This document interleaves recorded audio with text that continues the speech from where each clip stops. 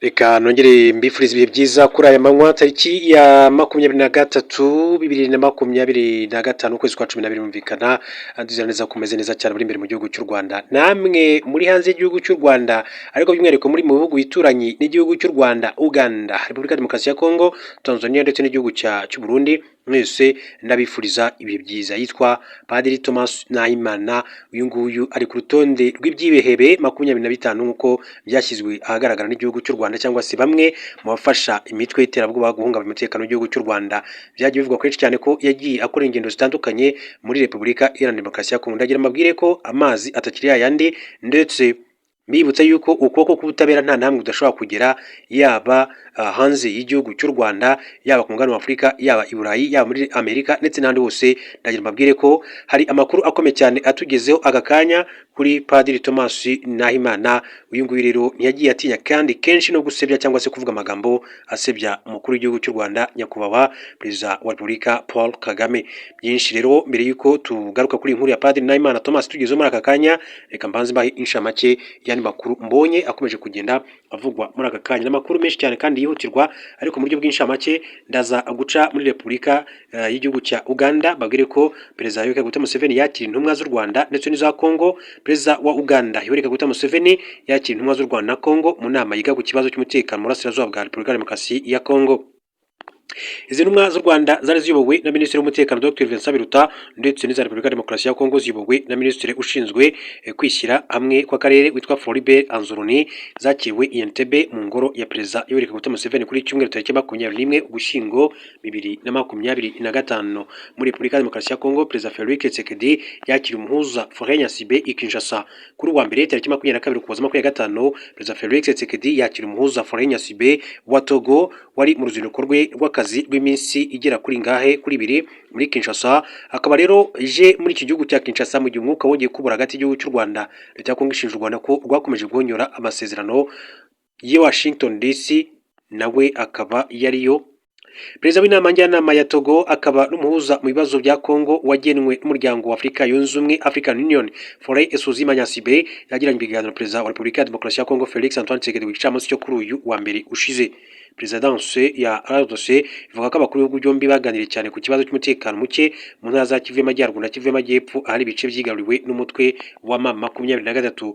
Baganiriye kandi ku buryo bwo gushimangira ubufatanye bw'ibihugu byombi hagati ya Togo na Repubulika Iharanira Demokarasi ya Kongo. Mu gihugu cya Ghana haravugwa inkuru itangaje cyane, aho iki gihugu cya Ghana kirukanye indaya 42 zo muri Nigeria. Leta ya Ghana yatangaje ko yirukanye ku butaka bwayo abanyanigeria 42 nyuma y'ibyemezo by'inkiko byabashinjaga ibyaha bitandukanye birimo uburaya, ubwambuzi n'ibindi bikorwa by'ubugizi bwa nabi. Aya makuru yemejwe kuwa kane na Minisitiri w'Intara ya Ashanti Frank Amakwane abinyujije ku rubuga rwa Facebook. Yavuze ko abo bantu birukanywe nyuma y'imanza zitandukanye zaburanishijwe mu nkiko, aho bamwe bashinjwaga gukorana n'umuryango Onet, uburaya n'ibindi byaha byibasira umutekano w'abaturage. Uretse abanyanigeria, Ghana yanirukanye abanyakameruni 13, abanyacote d'Ivoire 3, abanyaburkina Faso 3 ndetse n'abanyabene 7, bituma umubare w'abanyamahanga bose birukanywe ugera kuri 68. Minisitiri Amakwane yagize ati abanyanigeria 42, abanyakameruni 13, abanyacote d'Ivoire 3, abanyaburkina Faso 3 n'abanyabene 7 birukanywe mu ntara ya Ashanti basubizwa ku bihugu byabo hashingiwe ku byemezo by'inkiko byerekanye Okinet, uburaya n'ibindi byaha. Yashimangiye ndetse kandi yashimiye urwego rushinzwe abinjira n'abasohoka muri Ghana Immigration Service ku kazi kinyamwuga n'umunyamwuga, kandi avuga ko imikoranire yarwo n'inkiko n'izindi nzego z'umutekano yafashije kurinda umutekano w'abaturage, hubahirizwa amategeko n'uburenganzira bw'abaregwa. Mbere gato yuko tujya ku nkuru yacu kuri Padiri Thomas Nahimana, reka n'ubundi muri Repubulika ya Demokarasi ya Kongo babwire ko amakuru ava muri teritwari ya Fizi mu ntara ya Kivu y'Amajyepfo aravuga ko mu gitondo cyo kuri wa mbere ihuriro ry'ingabo za leta RDC Repubulika ya Demokarasi ya Kongo ryagabye ibitero kuri AFC-M23 birangira kandi rikubiswe inyeshyamba zirahunga. Amakuru avuga ko FARDC n'abazarendo kandi baramutse bagaba ibitero ku biro bya AFC-M23 birereye mu mudugudu ya Makobora, Ngalula Kasekezi. Nyuma y'imirwano yamaze amasaha menshi, amakuru avuga ko ingabo za RTA yazasubijwe inyuma na AFC-M23 zigezwa ahitwa Pemba mu gace ka Munene hafi y'uduce twa Ilakala na Swima duhereye mu birometero 20 bivuye mu mujyi wa Mboko. Imirwano yo kuri wa mbere yasize kandi abaturage bo mu duce twa Swima, Rusambo na Mukwezi bahunze, gusa amakuru avuga ko hari benshi cyane bakomeretse. Mu gihe imirwano ikomeje kandi amakuru avuga ko ingabo za Repubulika ya Demokarasi ya Kongo zirimo zirwana zisubira inyuma kugira ngo zibone uko zerekeza mu mujyi wa Baraka wahoze warigaruriwe na M23 mbere ko iza kumuva muri uyu mujyi wa Uvira. Kaze rero makuru yacu ku nkuru yacu nyirizina tuganira kuri uyu mugabo witwa Thomas Nahimana. Uyu mugabo rero amakuru akaba avuga ko mu by'ukuri mugabo yagiye avugaho ibikorwa bitandukanye ndetse no ku rutonde rw'ibyiye 25 uretse gushyirwa hanze na leta y'u Rwanda. Uyu mugabo rero kandi yagiye atinyuka akavuga amagambo ababaje cyangwa se yo gusebya umukuru w'igihugu cy'u Rwanda. Yigeze kuvuga yuko ashaka kuza kwiyamamariza mwanya mukuru w'igihugu mu gihugu cy'u Rwanda, ariko ntibyigeze bikorwa cyangwa se ntigeze abigeraho. Ati sosi yamenetsemo inshishi, Padiri Nahimana n'uwari inshuti ye magara bagiye mu mitsi. Reka tubanze duhere kuri iyi nkuru yanditswe iki gihe kugira ngo ninjire neza nyirizina ku nkuru ivuga kuri uyu mugabo witwa Padiri Thomas Nahimana. Iyi ni inkuru yanditswe n'ikinyamakuru Akadomo.com cyandikira imbere ku butaka bw'u Rwanda hari tariki ya 18 z'ukwezi kwa 2023. Bagira bati Padiri Nahimana Thomas n'abarebebuke be bakomeje gutana mu mitwe barebana ayingwe ndetse buri wese akurura yishyira. Ati yashize iminsi mike bamwe mu bayoboke b'ishyaka ryitwa Ishema birukanye Padiri Thomas Nahimana, nubwo we avuga ko atari ukuri kuko iryo shyaka ari yige ari we warishinze. Imvano ya byose ngo nuko Padiri Thomas Nahimana yamba uburenganzira bwo kuzahagararira iri shyaka mu matora y'umukuru w'igihugu mu Rwanda, ahubwo uwo mwanya ngo ugahabwa umugore witwa Nadine Claire Kasinge wari inshuti ye yakadasohoka. Ati nta kavuyo kiyongereye ku kandi kamaze iminsi mu mikorere yaba bavuga ko batavuga rumwe n'ubutegetsi bw'u Rwanda bakorera mu mahanga ndetse bavuga ko banafite guverinoma ikorera mu mahanga. Nahimana ubwe yararutse kuvuga ko amashyaka akorera hanze y'u Rwanda bigoye ngo atange umusaruro, ko ariyo mpamvu we yahisemo gushinga guverinoma ikorera mu buhungiro.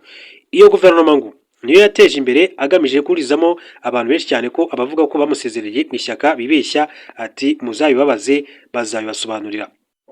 Izi ntugunda zaturutse ku bwumvikane buke bwabaye ubwo abagize iri shyaka bateranaga muri Nyakanga uyu mwaka mu biganiro byari bigamije gushaka umukandida ngo ugomba kuzarihagararira mu matora y'umukuru w'igihugu mu Rwanda mu mwaka wagombaga rero kuba utaha, icyo gihe hari muri 2024. Ati bivugwa ko Nadine Claire Kasinge wari mu buyobozi bw'iri shyaka yarahanganiye umwanya na Padiri Thomas Nahimana, ndetse ko uyu mugore yaje gutangazwa ku itariki ya 4 Nyakanga ko ari we atorewe kuzarihagararira. Thomas Nahimana ntibyigeze bimugwa neza cyangwa se bimugwa ku nzoka, ngo yasazwe n'uburakari arivumbura ndetse atangira kubwira nabi abo bari basanzwe bafatanya mu bikorwa byabo byo guharabika u Rwanda. Muri 2005 Padiri Thomas Nahimana yavuye mu Rwanda avuga ko umutekano utameze neza, yakirwa mu Faransa muri diocese ya Le Havre aho yatangiriye politike. Nta byaha yakoze ku buryo rero umuntu yavuga ko yashakishwaga mu gihugu cy'u Rwanda. Uko iminsi yashiraga yarushagaho kugaragaza amatwara mashya kugeza ubwo afatanyije na mugenzi we witwa Fortunatus Rudakemwa bashinze urubuga rwa internet rwitwa Le Prophète, ruba umuyoboro w'icengezamatwara y'urwango, ipfobya n'ihakana rya jenoside yakorewe abatutsi mwaka wa 1994 mu gihugu cy'u Rwanda. Ku 28 Mutarama 2013 yashinze ishyaka Ishema ry'u Rwanda. Nyuma yo kwimwa icyizere n'abarebebuke be mu ishyaka rye yavuze ko ntacyo bivuze ngo kuko afite ikindi kirenze ishyaka. Ati jye mfite itsinda rirenze ishyaka, hari n'uwandusha kurimenya ko ari njye warishinze. Ati mfite itsinda riruta inshuro igihumbi iryo shyaka ryitwa Ishema ry'u Rwanda.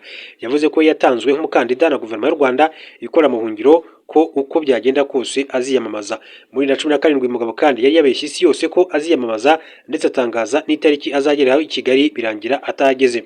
Nyuma yaje kumvikana mu itangazamakuru avuga ko ngo leta y'u Rwanda yabujije indege kumutwara ubwo yari ageze muri Kenya, mu gihe amakuru yizewe yagaragaje ko atigeze ahaguruka i Burayi. Kuri inshuro ngo nta muntu n'umwe uzamubaza kugera mu Rwanda ngo kuko ngo yiyongereye mu bushobozi. Ati nta muntu uzaduhagarika, ariko nabwo ntigeze agera mu Rwanda ajya mu basobanurire twagenda no mu ndege yacu. Ati ubushobozi bwariyongereye tuzajya mu Rwanda. Ubushobozi yavugaga ko yabonye bushingiye ku bimaze icyo giminsi bivugwa ko yahuye na Perezida Felix Tshisekedi wa RDC ukomeje gupfunda imitwe hose ashaka gutera ingabo mu bitogo abatavuga rumwe n'ubutegetsi mu Rwanda kugira ngo bahungabanye umutekano warwo. uyu bwana Thomas Nahimana yavuze ko yakiriwe na Perezida Felix Tshisekedi na Perezida wa Guverinoma y'u Rwanda ikora mu ngiro, ndetse ko bombi baganiriye ku kibazo biriho hariya, ati n'urugamba rwo guharanira impinduka mu Rwanda, harimo n'ingingo y'uko ngo Thomas Padiri Nahimana ngo yakwiyamamariza kuyobora igihugu cy'u Rwanda. Kasinge na Nahimana barahanganye. Uwitwa Nadine Claire Kasinge we avuga ko hashize igihe kinini Padiri Thomas Nahimana atakiri umuyobozi w'ishyaka rya Ishema ry'u Rwanda, ngo kuko yasimbuye kuri uwo mwanya muri 2018. Mu mezi make ashize ngo hakozwe amatora y'ugomba guhagararira ishyaka mu matora ya perezida mu Rwanda, arangira Kasinge ari imbere ya Nahimana, ariko undi ntiyabyishimira. Ngo Nahimana yararakaye cyane, avuga ko atari byo, ko nta giti gishobora kubaho nta mizi, ko ari imizi y'ishyaka Ishema, ko ridashobora kubaho rero ritamufite. Kasinge yagize ati ubwo arasohoka, ati yasohotse rero mu nama itarangiye neza na bamwe mu bo bari kumwe, ati basohoka badutera ubwoba cyane. Kuva ubwo ngo Thomas Nahimana ntiyigeze kandi yongera kugaragara mu bikorwa by'iryo shyaka. Umunsi ku wundi wumvikanishaga ko amashyaka ntacyo amaze, ko abantu bakwiriye kuyavamo bakajya muri guverinoma ye. Uyu Nadine Claire Kasinge yavuze ko aherutse kubyuka abwirwa n'umuntu ko Thomas Nahimana yatanze itangazo avuga ko yiyamamaje, ngo abanyamategeko bahise batangira kuvuga ko Padiri Thomas Nahimana agomba gusezera mu ishyaka, aho kugira ngo rero akomeze arivangire. Aho ngo niho havuye kwandika itangazo ryamagana kandidatire ya Thomas Padiri Nahimana mu izina ry'ishyaka ririmo ko atakiri mu ishyaka Ishema. Kasinge ati umukandida ni njye. Uyu Kasinge imyaka 43 n'umwe mu bari bagize guverinoma ikorera mu buhungiro ya Padiri Thomas Nahimana. Icyo gihe ubwo yashyirwagaho ku itariki 20 Gashyantare 2017, Padiri Thomas Nahimana yagizwe perezida wayo, Abdallah Akishuri agirwa minisitiri w'intebe, mu gihe Nadine Claire Kasinge yagizwe minisitiri w'intebe wungirije. Minisitiri w'umuco, umuryango, guteza imbere uwari umwari n'umutegarugori aba Ingabire Victoire Muhoza, ariko kubera ko atarahari bashyiraho witwa Nadine Claire Kasinge wawe kumuhagararira abifatanyije n'izindi nshingano icyo gihe. Nadine Claire Kasinge yarakomeje kutavuga rero rumwe n'uyu witwa Padiri Thomas Nahimana. Hanyuma witwa Mpayimana Philippe nawe yiyamamarije mu matora y'umukuru w'igihugu cy'u Rwanda mu Rwanda uyu mwaka ushize, ndetse n'ayabaye muri 2017. Uyu ni impuguke muri Minisiteri y'Ubumwe bw'Abanyarwanda n'Inshingano Mboneragihugu Minubumwe ishinzwe ubukangurambaga. Mpayimana Philippe yaganiriye na Padiri Thomas Nahimana amubwira ko atigeze abura uko aza mu Rwanda nk'uko akunze kugenda abivuga. Padiri Thomas Nahimana ni umwe mu Banyarwanda barwanya leta y'u Rwanda ba mu Faransa, avuga ko afite guverinoma y'u Rwanda ikorera mu buhungiro, we akiyita perezida wo mu buhungiro.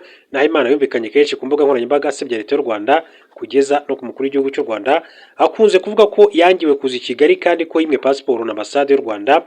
Padiri Thomas Nahimana umaze iminsi ari mu kiruhuko cy'akazi, ati ku itariki ya 9 uyu ni Mpayimana Philippe ati ku itariki ya 9 kwa 24 yatangaje ko yageze mu Faransa agana Padiri Thomas Nahimana wahoze ari umupadiri winjiye mu bya politike, amubwira ko yifuza kuza mu Rwanda. Ati nashoboye kuganira na Thomas Nahimana, umwe mu banyapolitike barazwe cyane cyane no kubeshya no gushyiraho politike yise ya guverinoma y'u Rwanda iba mu buhungiro. Ati nkaba narashoboye kandi kumva ko yemerera rwose ko yifuza kuza mu Rwanda. Ati hari icyo yambwiye nifuza kumenya niba ari ukuri, ati ko yaba yarasabye pasiporo y'u Rwanda ntayibone. Mpayimana Philippe yasobanuye ko nyuma yo kuganira na Nahimana yasanze atazi inzira binyuramo kugira ngo ahabwe iyo pasiporo. Ati gusaba pasiporo y'u Rwanda wari usanzwe uri impunzi bigusaba kwikura mu buhunzi ukabuhakana, hanyuma ubwo uba utangira rero inzira yo kwihuza n'igihugu cyawe. Ubwo rero umuntu ati umunyapolitike udasobanukiwe n'inzira yacamo ari mu mahanga kugira ngo agaruke mu gihugu cye, aba nifuza ko rwose abantu babisobanukirwa. Mpayimana wiyamamarije umwanya w'umukuru w'igihugu muri 2017 no 2024 yatangaje ko yiteguye gukomeza gusobanurira Abanyarwanda baba mu mahanga uko babona pasiporo y'u Rwanda kugira ngo rero ababyifuza bajye basura igihugu cy'u Rwanda. Yagize ati ndi mu bazabafasha kandi mpamya ko n'inzego z'ubuyobozi z'Abanyarwanda mu Rwanda cyangwa se mu mahanga bikwiye gusobanukirwa inzira zitangirwamo ibyangombwa. Padiri Thomas Nahimana avuye mu Rwanda muri 2005 asobanura ko yahunze bitewe n'uko atizeye umutekano we. akigera hanze yinjiye muri politike ashinga urubuga rwa interinete yise Le Prophète, yahinduye umuyoboro w'icengezamatwara ry'urwango rwakana no gupfobya jenoside yakorewe abatutsi mu gihugu cy'u Rwanda mu mwaka w'1994. Muri 2023 yatangarije ku mbuga nkoranyambaga ko yahuye na Perezida Felix Tshisekedi RDC banoza umugambi wo gukuraho leta y'u Rwanda. Umukuru w'igihugu kandi yaraherutse guhura n'abandi banyarwanda barimo Gasana Eugene nawe wahunze umugambi wo guhungabanya ubuyobozi bw'u Rwanda. Nahimana awuhuriyemo n'abandi banyarwanda baba abagize umutwe w'iterabwoba FDLR ndetse na RNC Rwanda National Congress ya Bwana Kayumba Nyamwasa. Nta wamenya ati niba Nahimana nyuma yo kuganira Nahimana yiteguye guhinduka. Niko iyo nkuru yasojwe ivuga. Uyu mugabo makuru yagiye amuvugwaho atabatuye mu karere ka Rusizi aho Padiri Thomas Nahimana avuka banenze imvugo ze zibiba urwango akunze kunyuza ku mbuga nkoranyambaga bamugaragaza nk'umuntu wahombeye igihugu ndetse na Kiliziya Gatolika mu Rwanda. Padiri Nahimana wavukiye mu ntara y'Uburengerazuba mu karere ka Rusizi, umurenge wa Nzahaha, mu kagari ka Kigenge, umudugudu wa Karangizwa, mu yahoze ari perefegitura ya Cyangugu. Uyu mugabo akunze kumvikana mu magambo apfobya akanahakana jenoside yakorewe abatutsi yifashishije imbuga nkoranyambaga zitandukanye aho aba mu mahanga. Mukuru wa Padiri Thomas Nahimana witwa Musabyimana Modeste yabwiye RBA ko yitandukanyije n'ibitekerezo bya murumuna we, ahubwo amusaba guca ukubiri nabyo agahitamo gutaha mu Rwanda cyangwa se mu rwamubyaye nk'uko bagiye babivuga. Ati ibyo n'ibitekerezo bye, wenda Imana izabimukuremo kuko njye ntabwo napfobya jenoside yarabaye ndi mukuru mbirebesha amaso njye nk'umuvandimwe. Ubwo uwo muntu ati namwumvaho iki? Ntabwo nakumva ibyo avuga kuko simba nkeneye no kubyumva, icyo mba nshaka ni amahoro. Yakomeje agira ati akwiye gutaha akitandukanya n'izo mbuga nkoranyambaga agataha kubaka u Rwanda kimwe n'abandi banyarwanda bose, dore ko tuba dufite amahoro asesuye. Ibyo aho bo hanze bavuga ntabihuriye, dufite amahoro ahoraho uretse umuvandimwe we. Ariko abatuye kuri uwo musozi baterwa ipfunwe n'ibikorwa bye byimakaza amacakubiri ndetse no gupfobya jenoside yakorewe abatutsi, bagashimangira ko yahombeye igihugu ndetse na Kiliziya. Umwe yagize ati byaduteye isoni cyane nk'umusaseridoti wakabaye yigisha abanyarwanda akabigisha kubana neza mu bumwe n'ubwiyunge, ahubwo niwe ufata iya mbere mu gutinyuka gutandukanya abanyarwanda. Umuvandimwe we yunzemo agira ati yabereye ikirumbi igihugu, byaduteye ipfunwe. Umuyobozi w'umudugudu Nahimana avukamo Murayonzi Jean Baptiste yavuze ko we nabo bafatanyije kuyobora barajwe ishinga n'iterambere ry'abaturage, ko nta mwanya babona wo kuvuga kuri Nahimana ngo byaba bisa no guta igihe. Padiri Thomas Nahimana imyaka 50 yahungiye mu Faransa muri 2005, n'umwe mu banyarwanda baba mu mahanga usigaye wifashisha imbuga nkoranyambaga mu gukwiza ibihuha ndetse no gupfobya jenoside yakorewe abatutsi. Yari umwe mu mahanga igihugu cyari gifite, yize mu seminari nto ya Nyundo, akomeza mu nkuru ya Nyakibanda aho yarangirije mwaka w'1996 aza kuba padiri mwaka w'1999. Muri 2012 ubwo habagaho amatora ya perezida wa Repubulika yatangaje ko aziyamariza umwanya w'umukuru w'igihugu, gusa nyuma biza kugaragara ko cyari igihuha. Padiri Thomas Nahimana uba mu gihugu cy'Ubufaransa. Akaba rero wenda tugenda tunasoza kuri uyu mugabo Padiri Thomas Nahimana, reka mbabwire ko muri aka karere ka Rusizi bahinyuje Padiri Nahimana ubeshya ko mu Rwanda habaye jenoside ebyiri. Ubuyobozi bw'akarere ka Rusizi n'abarokotse jenoside yakorewe abatutsi muri ako karere Padiri Nahimana Thomas avukamo basabye urubyiruko kwirinda kuyobywa n'inyigisho ze zuzuye ibinyoma bivuga ko mu Rwanda habaye jenoside yakorewe abatutsi n'iyakorewe abahutu. Babitangaje kwa 21 Mata 2025 mu gikorwa cyo kwibuka ku nshuro ya 31 abatutsi biciwe mu yahoze ari segiteri Gihango. Padiri Thomas Nahimana kuri ubu uba mu mahanga n'umwe mu batifuriza ineza u Rwanda bakagoreka amateka jenoside yakorewe abatutsi. Perezida wa Ibuka mu murenge wa Mururu Muhigirwa Innocent avuga ko Padiri Thomas Nahimana ahawe ubusaseridoti ashingwa kuragira intama, none ngo aho kuziyobora araziyobya. Ati mu magambo avuga harimo gupfobya jenoside, akavuga ko nta jenoside yabaye mu Rwanda ahubwo habaye uburakari abahutu batewe n'indege yari itwaye Perezida Habyarimana yahanutse. Ati kubera ko ahindagura hari naho rero avuga ngo habaye jenoside yakorewe abatutsi na jenoside yakorewe abatutsi. Muhigirwa yabwira urubyiruko ko ibyo Padiri Thomas Nahimana atangaza atari byo, kuko ngo nta muhutu wigeze atwikirwa cyangwa ngo yicwe azira ko ari umuhutu. Ati hari urubyiruko rwakumva ko ari uwihaye Imana rugakeka ko ibyo uwihaye Imana avuga byose ari ukuri. Nyamara na Padiri Seromba yasenyeyeho abatutsi padiri paruwasi ya Nyange na padiri Fortunatus Rudakemwa nawe irirwa asebye igihugu, ati mbwira urubyiruko ko baca ukubiri nibyo avuga, ahubwo bakandika bamuvuguruza kuko nibakomeza kubyumva bakabyizera nk'ukuri bizatuma rero bagira ivangura ry'amoko, bazamure ingengabitekerezo ya jenoside bafungwe. Hategekimana Deogratias warokokeye igihango avuga ko ibyo padiri Thomas Nahimana avuga ari ukugoreka amateka, kuko avuga ko habaye jenoside ebyiri. Ati ntabwo ari byo kuko mu Rwanda habaye jenoside imwe yakorewe abatutsi yateguwe na leta ya Kayibanda na leta ya Habyarimana, ihagarikwa n'inkotanyi, none se jenoside yindi avuga ko yakorewe abatutsi yateguwe nande, ishyirwa mu bikorwa nande, ihagarikwa nande? Umuyobozi w'akarere ka Rusizi Sindayiheba Fanuel yasobanuriye urubyiruko ko kwiga amateka y'u Rwanda rukirinda abagerageza rero kurworeka amateka agapfobya n'abahakana jenoside yakorewe abatutsi. Ati urubyiruko turabasaba ko bareba isoko y'amateka yizewe, hari ibitabo, ati hari inyandiko zanditswe, hari ubuyobozi ati buhari hafi kugira ngo ibyo badasobanukiwe basobanuze, kuruta uko bapfa rero kwakira ndetse no kwemera ibyo basomye byose ku mbuga nkoranyambaga. Rero aribyo yagiye agarukaho. Yitwa rero Padiri Thomas Nahimana, ni umunyarwanda wo mu gihugu cy'Ubufaransa. Uretse ibyo byo gupfobya jenoside no guhakana jenoside yakorewe abatutsi mu mwaka w'1994, avuga ko afite guverinoma ikorera mu buhungiro, ndetse kandi yagiye anasebya n'umukuru w'igihugu cy'u Rwanda ku mugaragaro, Perezida Paul Kagame. Hanyuma mbere y'uko tugana ku musozo w'amakuru yacu, dusatira umusozo w'aya makuru yacu hano mu Rwanda,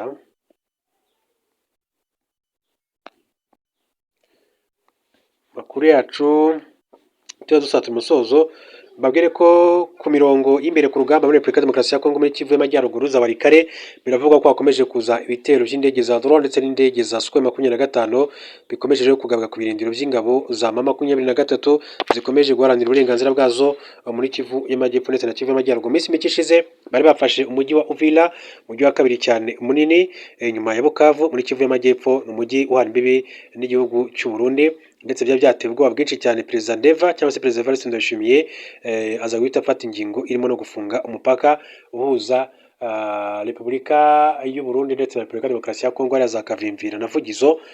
Ariko ubu tuvugana M23 yamaze kuva muri mujyi wa Uvira, nubwo nabonye hari amakuru agenda avuga yuko yaba Perezida Felix Tshisekedi y'abategetsi bwa Kongo muri rusange, igihugu cy'ubundi bavuga yuko M23 yabeshye itigeze iva mu mujyi wa Uvira, ariko ibyo byose nyine ni politiki, nta wamenya ukuri. Gusa ukuri guhari nuko byemejwe ko M23 yamaze kuva muri uriya mujyi nk'uko bikubiye mu itangazo yashyize ahagaragara. Reka rero mbashimire, mbifurize gukomeza kugira byiza, babwira ngo mukomeze muri handitse ijambo subscribe mu kando cyangwa se abone mu rurimi rw'Igifaransa, turaza gukomeza kubana mu yandi makuru masa.